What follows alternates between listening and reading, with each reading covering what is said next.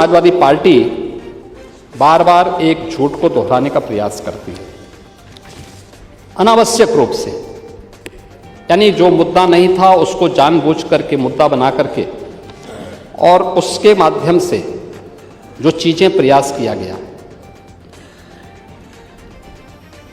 मैं कहता हूं, क्या हर व्यक्ति अपने लिए मुख्यमंत्री बनकर के प्रदेश के अंदर घूम जाएगा? कोई भी मंत्री का बोर्ड लगा करके घूम जाएगा?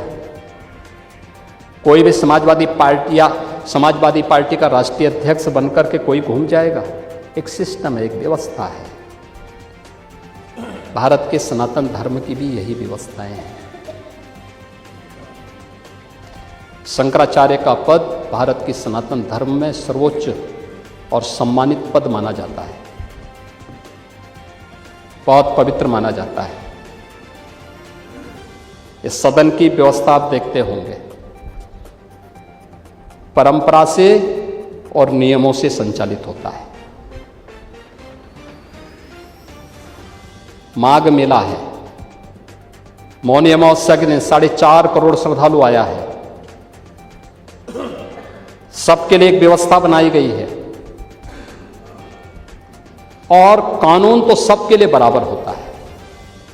मेरे लिए कोई अलग कानून नहीं। अगर मैं अपराध करूंगा तो उसी कानून से मैं भी देखा जाऊंगा, जिस कानून से कॉमन मैन देखा जाएगा। मुख्यमंत्री का पद किसी कानून से ऊपर नहीं हो सकता। कोई व्यक्ति किसी कानून से ऊपर नहीं हो सकता। हम भारत के संवैधानिक व्यवस्था से जुड़े हुए लोग हैं और मेरा मानना है भारत के हर नागरिक को भारत के इस कानून को मानना चाहिए। भारत के अंदर शंकराचार्य की पवित्र परंपरा, जगत गुरु शंकराचार्य ने देश के अंदर 4 कोनों में 4 पीठों की स्थापना की।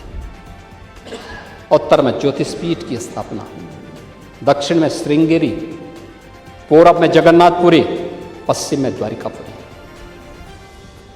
4 पीठों के 4 वेद हैं, ऋग्वेद, यजुर्वेद, सामवेद और अथर्ववेद।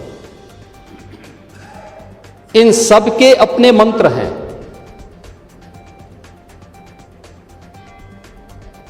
ऋग्वेद, इसका मंत्र प्रज्ञानम ब्रह्म,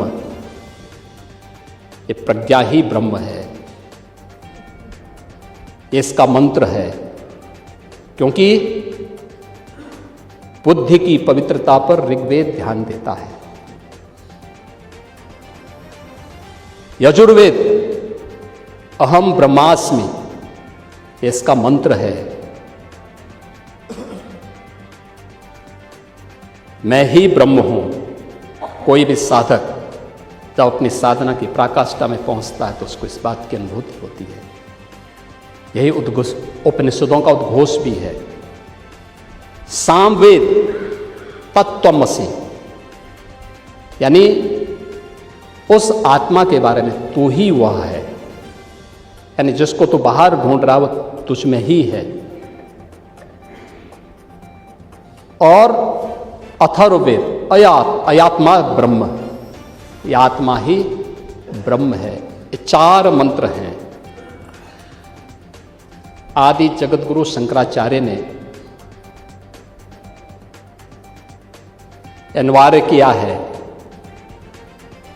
जिस पीठ के लिए जो योग्य पात्र होगा उसका मंत्र, उसका भाष्य, आज की भाषा में आप कह सकते हैं थीसिस, वह विद्वत परिषद के द्वारा अप्रूव की हुई, उसके द्वारा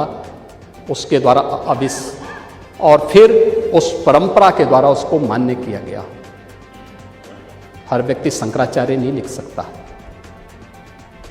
हर व्यक्ति हर पीठ के आचार्य के रूप में जाकर के जहां तहां वातावरण खराब नहीं कर सकता। उन मर्यादाओं का पालन सबको करना होगा। और अगर वो शंकराचार्य थे तो क्यों आप लोगों ने लाठीचार्ज किया था वाराणसी में? क्यों FIR लॉन्च किया था? आप नैतिकता की बात करते हैं।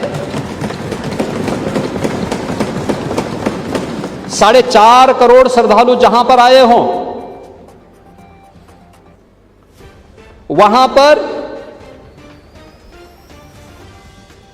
जो एग्जिट गेट है, जहां से श्रद्धालु बाहर निकल रहा है स्नान करके,